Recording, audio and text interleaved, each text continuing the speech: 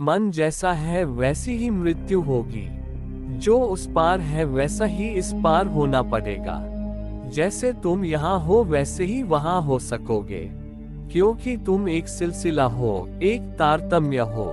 ऐसा मत सोचना कि मृत्यु के इस पार तो अंधेरे में जियोगे और मृत्यु के उस पार प्रकाश में। जो यहाँ नहीं हो सका वो केवल शरीर छूट जाने से नहीं हो जाएगा। तुम ही रहोगे। मौत से कुछ भेद नहीं पड़ता है। तुम आनंदित थे जीवन में, तो मृत्यु के पार भी आनंदित रहोगे, मृत्यु के मध्य भी आनंदित रहोगे। तुम दुखी थे तो मृत्यु तुम्हें सुख न दे पाएगी। अगर तुम जीवन में नरक में हो तो जीवन के पार भी नरक ही तुम्हारी प्रतीक्षा करेगा। इसे तुम ठीक से समझ लो। आदमी बहुत बेईमान है। टालने की बड़ी इच्छा होती है। वह सोचता है कर लेंगे, मुक्त भी होना है तो मृत्यु के बाद, अभी तो कुछ जल्दी नहीं है। प्रभु स्मरण भी करना है तो कर लेंगे, मरते समय कर लेंगे तीर्थ यात्रा, मरते समय सुन लेंगे पाठ। बुढ़ापे में संन्यास कल पर हम छोड़ते हैं, आज तो जी ले उसी ढांचे में जिसमें हम जीते रहे हैं। आज तो कर ले बुरा, कल अच्छा कर लेंगे। अच्छे को हम टालते हैं, बुरे को हम कभी नहीं टालते। तो बंधन तो आज, मुक्ति कल, ऐसा हमारा गणित है। इस गणित को तोड़ने का उपाय है जीवन मुक्त सत्य में। जीवन में ही मुक्ति हो तो ही मुक्ति होगी। जीते जी जागोगे तो ही जागोगे। सोचो, जीते जी जो न जाग सका वह मरने में कैसे जागेगा। मृत्यु तो जीवन का चरम निष्कर्ष है। मृत्यु तो कसौटी है।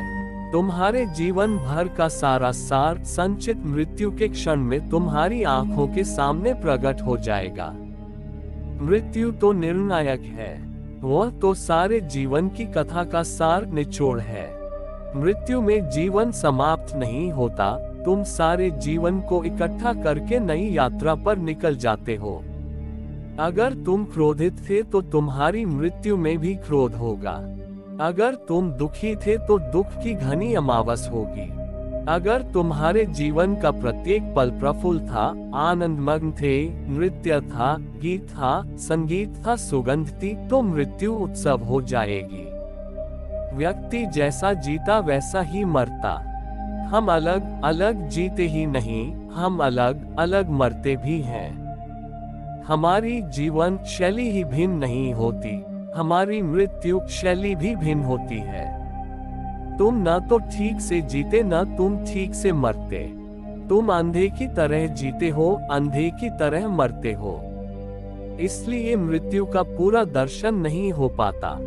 एक साधु मरण शैव्या पर पड़ा था। उसने आंख खोली, उसके चेहरे पर एक मुस्कुराहट फैल गई और उसने कहा, ये दिए बुझा दो। उसके आसपास दिए जल रहे थे। उसने कहा, ये दिए बुझा दो क्योंकि अब मुझे महाप्रकाश दिखाई पड़ने लगा है। आंख बंद कर ली और मर गया। अब इन दियों की कोई जरूरत नहीं है। अब मिट्टी के दिए आवश्यक नहीं। अब चैतन्य का दिया जल उठा है। ऐसी प्रतीति तो तभी हो सकती है जब तुमने जीवन की रत्ती रत्ती स्वर्णमय बना ली हो। जब प्रकाश तुम्हारे जीवन के कण कण से झरा हो तो ही मृत्यु के क्षण में महासूर्य प्रकट होगा। इसलिए मृत्यु का अनुभव सभी का अलग अलग है। और जब तक मृत्यु तुम्हें मुक्ति जैसी अनुभव न हो, समझना जीवन व्यर्थ गया। जब तक मृत्यु तुम्हें प्रभु के द्वार पर खड़ा न कर दे, मृत्यु में तुम्हें प्रभु की भुजाएं स्वागत करती हुई न मिले, उसकी बाहें फैली हुई तुम्हारे आलिंगन को तत्पर न हो, तब तक समझ लेना कि जीवन व्यर्थ गया। मृत्यु ने प्रमाण पत्र नहीं दिया, तुम्हें फिर आना पड़ेगा। मुक्त का अर्थ होता है जो फिर न आएगा, जो दोबारा न आएगा। चैतन्य ने उसके लिए शब्द दिया है अनागामी, जो फिर नहीं आएगा, जो दोबारा नहीं लौटेगा। मुक्त का अर्थ है जिसने जीवन का पाठ सीख लिया, अब इस पाठशाला में दोबारा आने की जरूरत नहीं होगी। बच्चा आता स्कूल से जानता होमवर्क मिला है, जो होमवर्क करके खेलता, उसे खेलने में भी शांति होती और सोने में भी। वो खुशी खुशी स्कूल जाना चाहता, वो जानता स्कूल में शाबाशी ही मिलनी, वो प्रसन्नता से जाता। और जो होमवर्क नहीं करता, समय खेल में व्यतीत करता, तो न चैन से सो पाता और सुबह होने से डरता। कोई टीचर का स्नेह पाता तो किसी को टीचर में यमराज दिखता डंडा लिए। मृत्यु महामिलन है, प्रभु से हम थोड़ा थोड़ा मिलते यहाँ। साक्षात दर्शन हमें मृत्यु से मिलते, यह मृत्यु मात्र यात्रा है। मृत्यु में अगर तुम्हें मुक्ति अनुभव हो जाए तो बस फिर कोई जन्म नहीं है। लेकिन मृत्यु में मुक्ति अनुभव कैसे होगी? जीवन में ही अनुभव नहीं हुई तो मृत्यु में कैसे अनुभव होगी? जब सब सुविधा थी, जब आंखें साबित थी, हाथ पैर स्वस्थ थे, मन में बल था, भीतर ऊर्जा थी, जब तरंग थी मौजूद, जब तुम चढ़ सकते थे लहर पर और दूर के किनारों तक यात्रा कर सकते थे, जब पाल भर खोल देने की जरूरत थी और जीवन की हवाएं तुम्हें दूर की यात्रा पर ले जाती, तब तुम इंच भर न हिले। तो मृत्यु के क्षण में जब सब शिथिल हो जाएगा, पाल फट जाएगा, हवाएं सो जाएंगी, ऊर्जा खो जाएगी, सब तरफ गहन सन्नाटा होने लगेगा, तुम थके हारे गिरने लगोगे, तब तुम कैसे कर पाओगे? तब बहुत मुश्किल हो जाएगा। टालो मत, जो करना है उसे आज कर लो, कल पर भी मत टालो, क्योंकि कल मृत्यु है, जीवन आज है। जीवन सदा आज है, मृत्यु सदा कल है। अभी तक तुम मरे नहीं, आज तो जीवन है, अभी उठो, जीवन है।